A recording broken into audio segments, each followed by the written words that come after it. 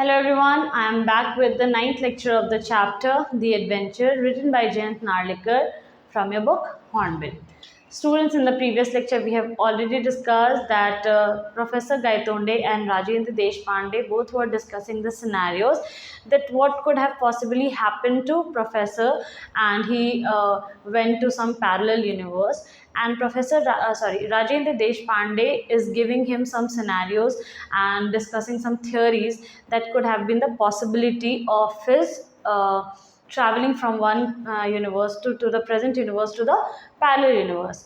Students, हमने previous lecture में discuss किया कि प्रोफेसर गायतोंडे और राजेंद्र देशपांडे दोनों ये डिस्कशन कर रहे थे कि आखिर हुआ क्या होगा जिसकी वजह से प्रोफेसर एक दूसरे वर्ल्ड में चले गए, और राजेंद्र देशपांडे उनको कुछ सिनेरियोज दे रहे हैं, कुछ सिचुएशंस ऐसे पॉसिबिलिटी बता रहे हैं कि हो सकता है कि यही ऐसा कुछ हुआ होगा उनके हिसाब से, जिसकी वजह से वो एक यूनिवर्स से दूसरे यूनिवर्स में वो मेंटली ट्रैवल कर गए थे.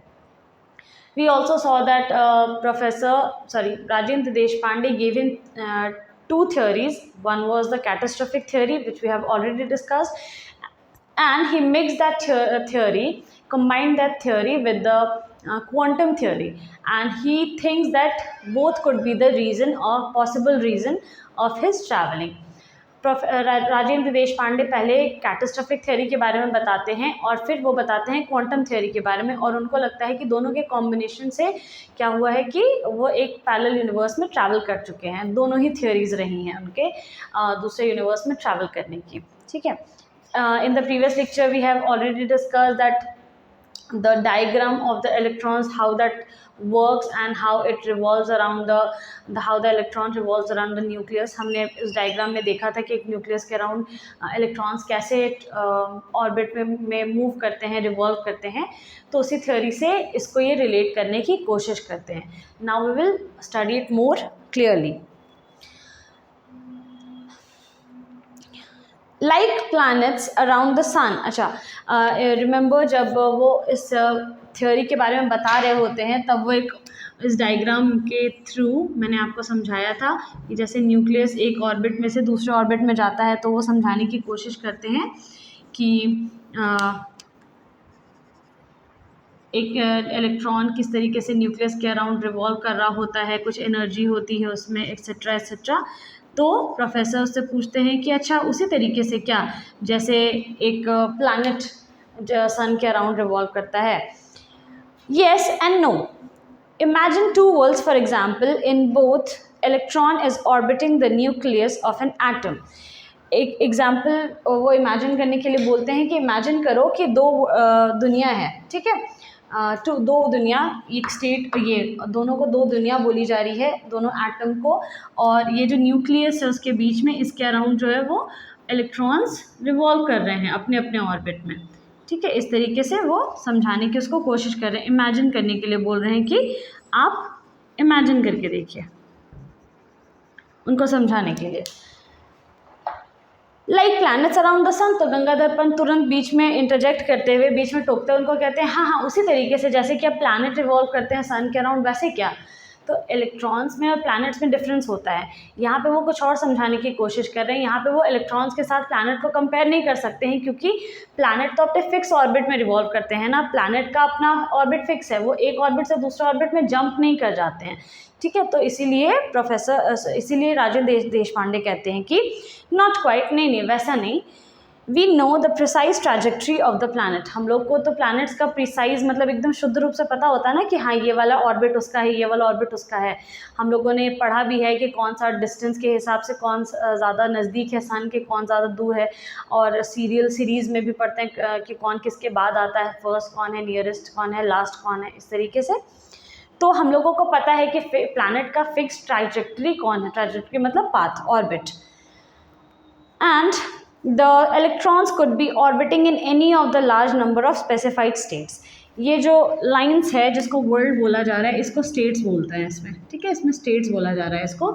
और राजेंद्र देशपांडे उसको समझाने की कोशिश करते हैं कि नहीं प्लैनेट की तरह इसको कंपेयर नहीं कर सकते हैं क्योंकि प्लैनेट तो अपने फिक्स ऑर्बिट में मूव करते हैं, लेकिन यहाँ पे इलेक्ट्रॉन के साथ ऐसा नहीं है. इलेक्ट्रॉन का जो स्टेट्स है वो उसको कभी भी चेंज कर लेता है. ठीक है, वो चेंज होते रहता है.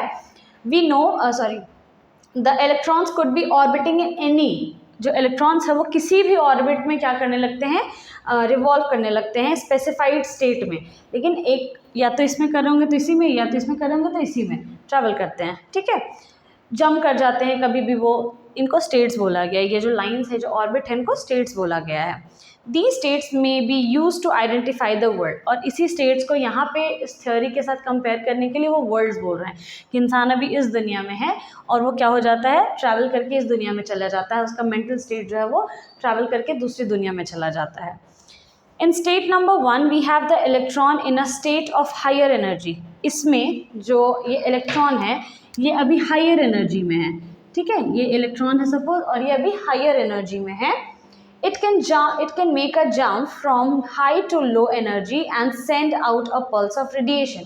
अब वो क्या करेगा, वो यहाँ से जंप करके सपोज यहाँ जाता है, तो ये हायर एनर्जी है, इसमें हाई एनर्जी होती है इस स्टेट में और यहाँ पे लो एनर्जी होती है, तो वो जब इस स्टेट से जंप करके दूसरे स्टेट में जाएगा तब क्या होगा, एक पल्स ऑफ रेडिएशन होगा, क्योंकि वो हायर कॉन्सेंट्रेशन से लोअर कॉन्सेंट्रेशन में जंप कर रहा है, हायर एनर्जी से लोअर एनर्जी में जंप कर रहा है, तो इसीलिए क्या होता है कि उसमें कुछ पल्स ऑफ रेडिएशंस होते हैं, कुछ एनर्जी और रेडिएट होती है, some amount of energy radiate होती है, और a pulse of radiation can knock it out of state number 2, और उसी पल्स ऑफ रेडिएशन से क्या हो सकता है कि ये इससे फिर इसमें भी आ सकता है वापस से, पहले इससे चला इसमें चला गया, और कुछ पल्स ऑफ रेडिएशन जो निकला इसके यहाँ जाने की वजह से, तो हो सकता है कि वही पल्स ऑफ रेडिएशन उसको यहाँ से वापस यहाँ भी ले आए, तो कैन नॉक इट, नॉक का मतलब नॉक इट आउट का मतलब फेंक देना होता है, तो state number 2 into state number 1, इसी पल्स ऑफ रेडिएशन की वजह से ये वापस से यहाँ भी आ जाए, मतलब ये इलेक्ट्रॉन्स जो होते हैं उनका फिक्स नहीं होता है कि ये कब कौन से स्टेट में रहेंगे,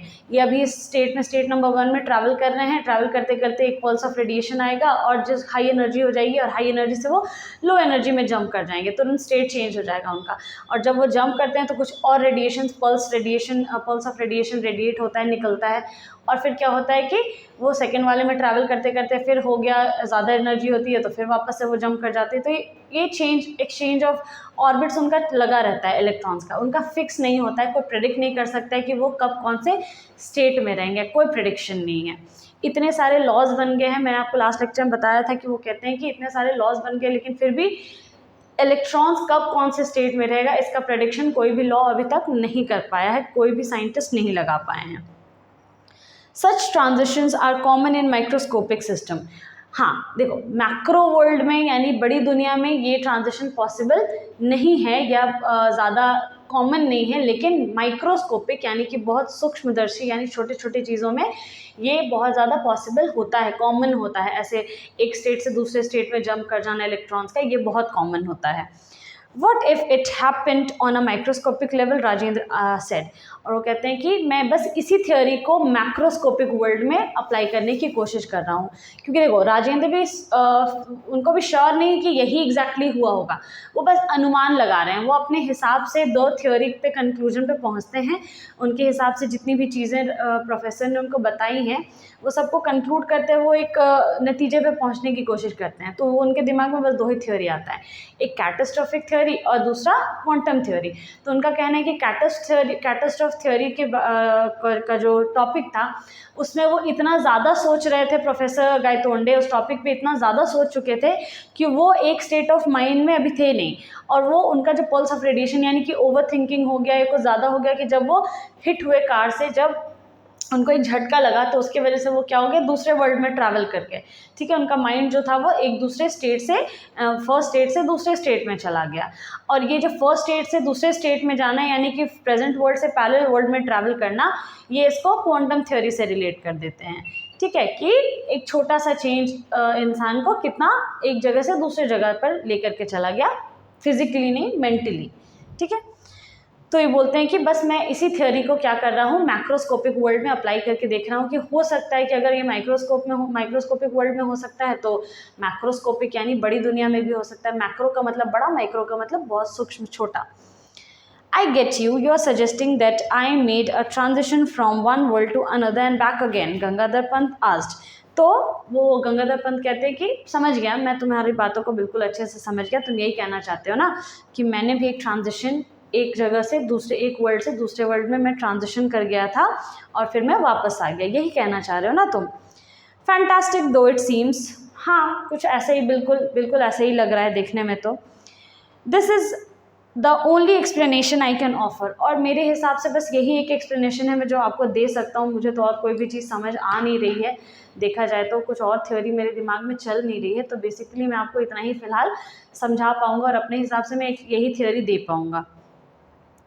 My theory is that catastrophic situation offer radically different alternatives for the world to proceed. उनके हिसाब से वो कहते हैं कि मेरे हिसाब से, मेरी थ्योरी के हिसाब से कैटास्ट्रॉफिक सिचुएशन में यही होता है कि इंसान होता तो प्रेजेंट सिचुएशन में उसको रियलिटी भी मालूम होती है, लेकिन वो काश में जीना चाहता है। काश मतलब कि काश ऐसे, ये ना हो कि ऐसा हुआ होता, ये ना हो कि ऐसा हुआ होता, मतलब एक दूसरा सिचुएशन होता। तो जो दूसरा सिचुएशन होता तो उसी वजह से वो एक दूसरा वर्ल्ड क्रिएट कर लेता है अपने अराउंड। और जब कोई ऐसी मेंटल सिचुएशन या साइकोलॉजिकल सिचुएशन होती है तो वो प्रेजेंट वर्ल्ड से एक पैरेलल यूनिवर्स में ट्रैवल कर जाता है। उनके हिसाब से वो यही थ्योरी को लगा पाए हैं, ठीक है। The separation, sorry, on the one you live in now and the one where you spend 2 days। पहली दुनिया जिसमें आप अभी रह रहे हैं और दूसरी दुनिया वो जिसमें आप 2 दिन कोमा में रह कर आए। One has the history we know, the other is a different history. एक हिस्ट्री तो जो प्रेजेंट है, जो हम लोग जानते हैं, और दूसरा हिस्ट्री वो जो आप वहाँ देख कर आए। द सेपरेशन और bifurcation took place in the battle of Panipat. और जो सेपरेशन, जो बाइफर्केशन का मतलब होता है विभाजन, यानी जो अलग हुआ, ये जो दोनों चीज़ें अलग हुई बस एक इंसिडेंट से हुई, एक मोमेंट पे हुई, वो कौन था? वो बैटल ऑफ पानीपत था, जहाँ पे ये सारे सिचुएशन जाकर के क्या हो गया? अलग हो गया। You neither travel to the past not to the future. और आप ये मत समझिएगा कि आप पास्ट में ट्रैवल करके या फ्यूचर में ट्रैवल करके, ऐसा कुछ नहीं हुआ था। You were in the present, आप प्रेजेंट वर्ल्ड में ही थे, but experiencing a different world. लेकिन आप एक दूसरी दुनिया को एक्सपीरियंस कर रहे थे, आप कहीं पर ट्रैवल नहीं किए थे, आप किसी दुनिया में उठ करके नहीं चले गए थे, टाइम ट्रैवल नहीं कर गए थे, आप थे इसी दुनिया में। बस आपका माइंड, आपका बॉडी यहीं प्रेजेंट था, बस आपका माइंड एक दूसरे वर्ल्ड में ट्रैवल कर गया था। Of course, by the same token, there must be many more different worlds arising out of bifurcation at different points of time. तो कहते हैं कि बिल्कुल इसी तरीके से ऐसे कई सारी दुनिया होंगी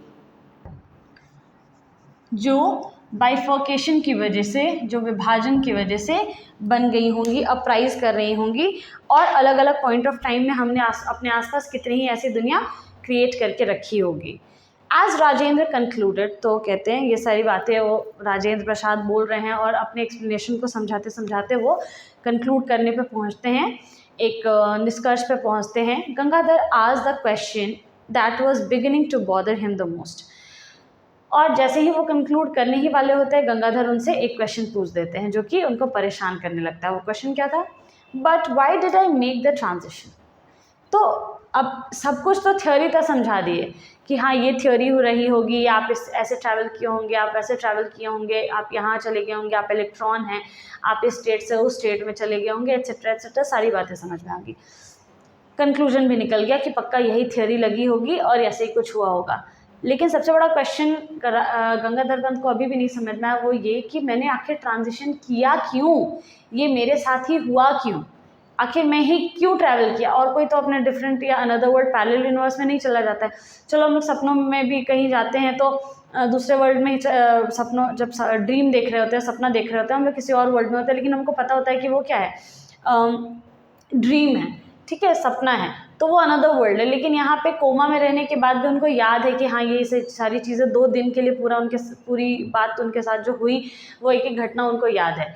तो ये एक अलग कुछ था, है ना। तो ये उनको थोड़ा सा ये बात खटक रही थी कि आखिर ये मेरे साथ ही क्यों हुआ, मैंने ही आखिर ये ट्रांजिशन क्यों किया। If I knew the answer I would solve a great problem. Rajendra कहते हैं देखिए, अगर मुझे इस सवाल का जवाब पता होता ना तो मैंने एक बहुत बड़ा प्रॉब्लम सॉल्व कर लिया होता, एक बहुत बड़ी गुत्थी सुलझ गई होती अभी, ठीक है। Unfortunately there are many unsolve questions in science. लेकिन दुर्भाग्यपूर्ण, अनफॉर्चुनेटली, साइंस में भी ऐसे बहुत सारे क्वेश्चंस हैं, अनफॉर्चुनेटली, कि साइंस में भी ऐसे बहुत सारे सवाल हैं, बहुत सारे ऐसे क्वेश्चन हैं and this is one of them. और ये एक उनमें से एक सवाल है। देखो, अगर हम लोग दुनिया कैसे बनी उसकी बात करते हैं तो डार्विन का अलग थ्योरी है, इवोल्यूशन का अलग थ्योरी है, बिग बैंग थ्योरी अलग है। अगर हम लोग अपने उपनिषद, गीता पुराण वगैरह को देखें तो उसमें अर्थ के क्रिएशन का कुछ और ही मतलब रीज़न गिवन है। तो सब अलग अलग है ना। कुछ तो आप सटीक नहीं बोल सकते हो बिल्कुल कि हाँ यही चीज़ हुई होगी, बिल्कुल ऐसे ही ह्यूमन धरती पर आया। पहला ह्यूमन जो अर्थ पे आया वो कैसे आया, कौन आया, तो इस चीज़ का आंसर देखा जाए तो सबके पास अलग अलग है ना। तो अभी भी इसको बोल सकते हैं एक मिस्ट्री है, ये अनसॉल्व्ड है। वैसे ही कई सारे सवाल जो हैं वो अनसॉल्व्ड है, मिस्टीरियस है, जो कि अभी भी साइंस ढूंढ रहा है। और ये जो सवाल था ना कि आखिर मैंने ही क्यों ट्रांजिशन किया, ये भी उनमें से एक सवाल बनकर रह गया था। क्योंकि इस बात का जवाब मैं क्यों, तुम क्यों, ये नहीं दे सकता कोई। सपोज़ किसी इंसान को ऐसे दो लैंग्वेज में वो बात करने लगता है ना। तो कुछ लोग अपने नॉलेज के हिसाब से बोलते हैं कि इसको ये पजेस हो गया है, इसको किसी अननेचुरल एंटिटी ने पजेस कर लिया है, यानी भूत प्रेत ने पकड़ लिया है। डॉक्टर साइकोलॉजिकली कहते हैं कि नहीं, किसी चीज़ से बहुत ज़्यादा ऑब्सेस हो गया था और उसकी वजह से ये ऐसे मल्टीपल कैरेक्टर डिसऑर्डर कर रहा है ये। तो इस तरीके के सब अपने अपने थ्योरी लगाते हैं, लेकिन कौन सा सही है इस बात का प्रमाण देने वाला कोई नहीं है ना। इस बात का सबूत देने वाला कि हाँ एकदम यही चीज़ हुई होगी, सब अपने अपने नॉलेज के हिसाब से अपनी अपनी थ्योरी देते हैं। वैसे ही राजेंद्र प्रसाद को जितना मालूम था वो उस हिसाब से उन्होंने अपनी थ्योरी दे दी, ठीक है, कि हाँ ये चीज़ हुआ होगा। और उस थ्योरी के हिसाब से गंगाधर पंत ने मान भी लिया कि चलो मेरे साथ यही होगा। लेकिन फिर भी मेरे साथ ही क्यों हुआ, इस बात का जवाब राजेंद्र देशपांडे के पास भी नहीं था। और गंगाधर पंत इसलिए पूछते हैं कि मेरा सवाल यही है कि आखिर मेरे साथ क्यों हुआ। तो राजेंद्र देशपांडे कहते हैं कि ये साइंस के उन क्वेश्चनों में से एक है जो कि अभी तक अनसॉल्व्ड है, जिसका जवाब कोई भी नहीं दे पाया है। इस बात का जवाब मैं भी जानना चाहता हूँ। But that does not stop me from गेसिंग। हाँ, लेकिन मैं अनुमान लगाने से पीछे नहीं हटूंगा, मैं गेस करने से पीछे नहीं हटूंगा। मुझे नहीं पता कि मेरी थ्योरी सही है कि नहीं, अभी भी जो थ्योरी इन्होंने दी है वो सही है कि नहीं पता नहीं, लेकिन इन्होंने अनुमान लगाने से ये पीछे नहीं हटे, गेस ज़रूर किया। तो इसी तरीके से बोलते हैं कि आपने सवाल किया, उसका जवाब मेरे पास तो नहीं है, लेकिन मैं गेस करने से पीछे नहीं हटूंगा। कोई भी चीज़ मुझे गेस करने से रोक नहीं सकती है। Rajendra smiled and proceeded. और राजेंद्र मुस्कुराते हुए आगे बोलना शुरू करते हैं। You need some interaction to cause a transition. आपको एक वर्ल्ड से दूसरे वर्ल्ड में ट्रांजिशन करने के लिए, ट्रैवल करने के लिए एक इंटरेक्शन की ज़रूरत होती है, किसी चीज़ से तालमेल की ज़रूरत होती है, किसी चीज़ से टकराने की ज़रूरत होती है, ठीक है। Perhaps at the time of collision you were thinking about the catastrophic theory and its role in wars. जिस समय आपका एक्सीडेंट हुआ होगा, जिस समय आपकी टक्कर हुई होगी गाड़ी से, उस समय आप ज़रूर कैटास्ट्रोफिक थ्योरी के बारे में सोच रहे होंगे और उसका वॉर पे क्या क्या प्रभाव पड़ता है इसके बारे में आप ज़रूर सोच रहे होंगे।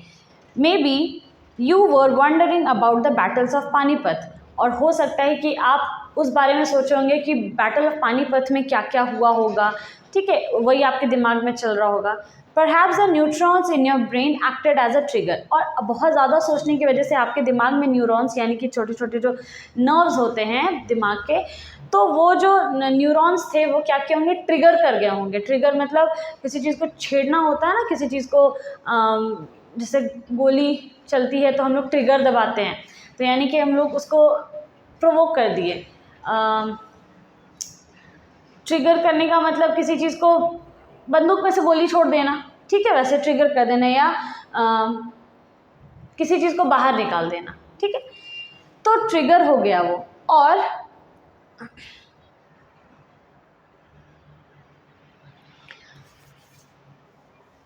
triggered the neutrons, and a good guess. And I was indeed wondering what of course history would have taken if the result of the battle had gone the other way, Professor Gaitonde said. तो जब बोलते हैं कि आपका जो neurons है, आपका जो दिमाग में जो नर्व्स हैं, वो क्या होंगे, बहुत ज़्यादा सोचने की वजह से ट्रिगर हो गए होंगे, और उसी वजह से आपको उसी टाइम पे आपका कोलिजन हुआ, तो कुछ ऐसा साइकोलॉजिकल हुआ होगा कि आप दूसरे वर्ल्ड में ट्रैवल कर गए होंगे, या वो ज़्यादा एक्टिव हो गए होंगे, एक्सेट्रा। तो इसलिए कहते हैं, प्रोफेसर को समझ में आती है ये बात, मतलब एक लॉजिकल रीज़न लगता है, तो कहते हैं कि हाँ ज़रूर यही हुआ होगा, चलो अच्छा बढ़िया गेस किया तुमने। आई वॉज इंडीड वंडरिंग, मैं बिल्कुल यही सोच ही रहा था that what of course would have, मतलब जब वो गाड़ी में ट्रैवल कर रहे हैं तब की बात बोल रहे हैं कि मैं उस समय ज़रूर ये एकदम बिल्कुल मैं यही सोच ही रहा था कि काश हिस्ट्री ने एक दूसरा टर्न लिया होता, काश जैसा मैं सोच रहा हूँ वैसा हुआ होता तो आज प्रेजेंट सिनेरियो कितना अलग होता और चीज़ें बिल्कुल दूसरी होती। That was going to be the topic of my 1000th presidential address, और यही तो मेरे 1000th प्रेसिडेंशियल एड्रेस का यानी कि उनका जो 1000th लेक्चर था यही तो उनका टॉपिक था।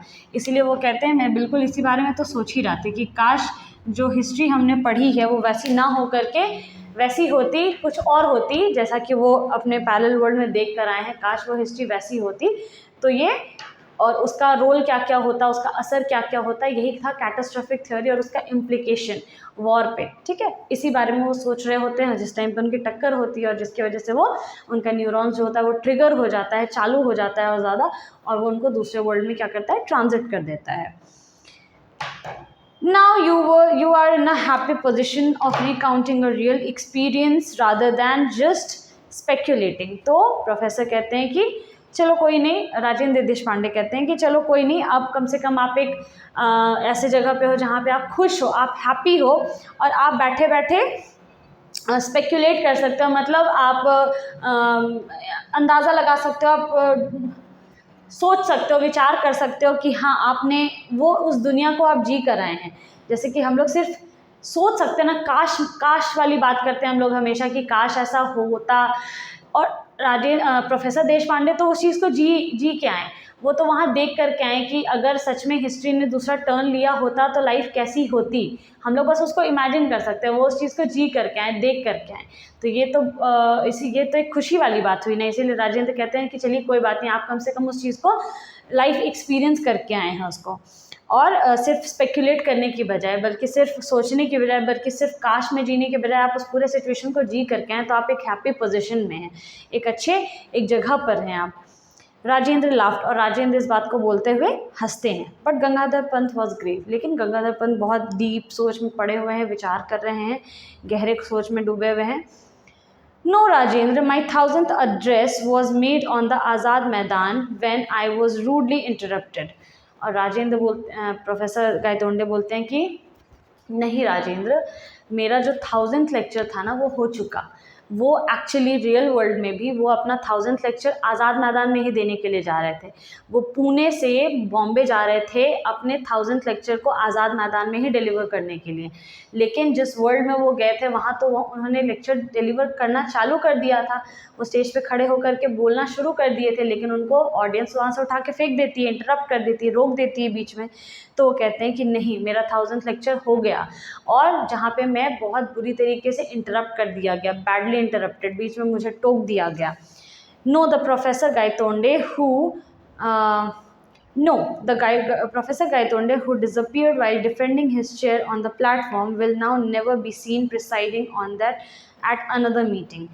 वो बोलते हैं कि नहीं, मैंने अपना 1000th लेक्चर नहीं दिया है, और प्रोफेसर गायतोंडे मैं अब कभी भी, जिसे वहाँ से डिसअपियर कर दिया गया था, उस खाली चेयर पे, वो जो खाली चेयर उसकी थी वहाँ से उसे उठा करके फेंक दिया गया था, अब वो कभी भी, वो उस कुर्सी की लाज रखना, उसको डिफेंड करना, उसको बचाने गया था, लेकिन उसे वहाँ से उठाकर फेंक दिया गया। तो अब कभी भी ये प्रोफेसर गायतोंडे कोई भी लेक्चर कभी भी डिलीवर नहीं करेगा, और कभी भी उस चेयर पे नहीं जा कर के बैठेगा, कोई दूसरी मीटिंग में नहीं। I have conveyed my regrets to the organizers of the Panipat seminar, और मैंने अपना सॉरी लिख करके, अपना रिग्रेट लिख करके किसको भेज दिया है, वहाँ के ऑर्गेनाइजर्स को ऑलरेडी मैंने वो लिख करके भेज दिया है। अब मुझे फ़र्क नहीं पड़ता, मैं अब कभी भी लेक्चर में नहीं जाऊँगा, कोई भी लेक्चर डिलीवर नहीं करूँगा। तो ये 1000th लेक्चर जो एक्चुअली वो देने जा रहे थे, वो तो उन्होंने अपने पैरेलल यूनिवर्स में डिलीवर किया, जहाँ उन्हें जो सम्मान मिलना चाहिए था, जो उस चेयर का डिग्निटी था, जो उसका उस चेयर की जो वैल्यू थी वो उसे नहीं मिली। वहाँ के लोगों को पसंद नहीं था कि कोई आए, इतना लंबा चौड़ा भाषण दे। हम लोगों को बस मतलब है कि स्पीकर जो बोलने आया है उस टॉपिक पे बोले और जाए, उसके पहले का वोट ऑफ उसके बाद का वोट ऑफ थैंक्स, उसके पहले का इंट्रोडक्शन और ये सब वगैरह वगैरह हम लोग को नहीं चाहिए, है ना। तो स्पीकर जो स्पोक्स पर्सन है सिर्फ वही बोलेगा, बाकी जो चेयरपर्सन लोग आते हैं वो लोग बस टाइम वेस्ट करते हैं, तो हम लोगों को नहीं चाहिए वो लोग। और ये एक सिंबल है, एक प्रतीक है कि हम लोगों का आज के बाद जो भी लेक्चर होगा उसमें कोई भी गेस्ट, चीफ गेस्ट नहीं होंगे, चेयरपर्सन होंगे ही नहीं। तो ये बहुत बेइज्जती वाली बात थी, ये बहुत ही तिरस्कार वाली बात थी। और ये जब वहाँ पे उस चेयर की लाज बचाने के लिए, उसको डिफेंड करने के लिए जाते हैं तो उनको वहाँ से उठा के फेंक दिया जाता है।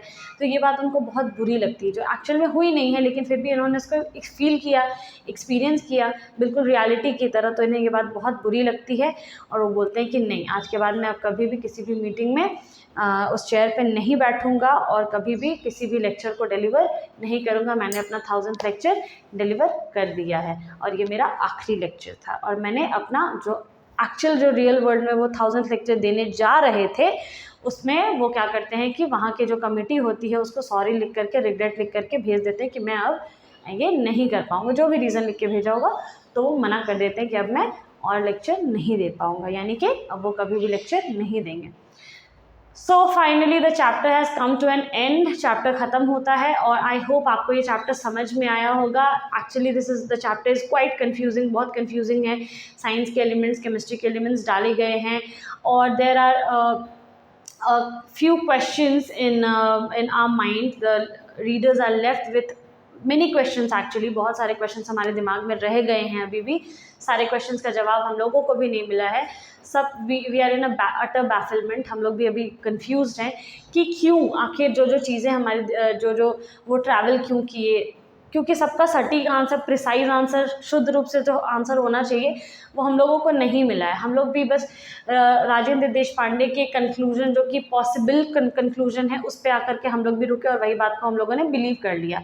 लेकिन एक्चुअली ऐसा अगर उनके साथ हुआ था तो वाई डिड इट हैपन, और कोई ऐसे एक वर्ल्ड से दूसरे एक यूनिवर्स से दूसरे यूनिवर्स में, one world to another world travel कैसे किया, ट्रांजिट कैसे किया, एक ही जगह फिजिकली उसी जगह पर है लेकिन उसका दिमाग एक वर्ल्ड से दूसरे वर्ल्ड में ट्रैवल कैसे किया, और उसको सारी चीज़ें याद भी हैं। These are the things that we as readers are left with, but still the chapter का नाम एडवेंचर है और लास्ट में क्वेश्चंस नहीं रहे, थ्रिल नहीं रहे, तो एडवेंचर कहाँ से होगा।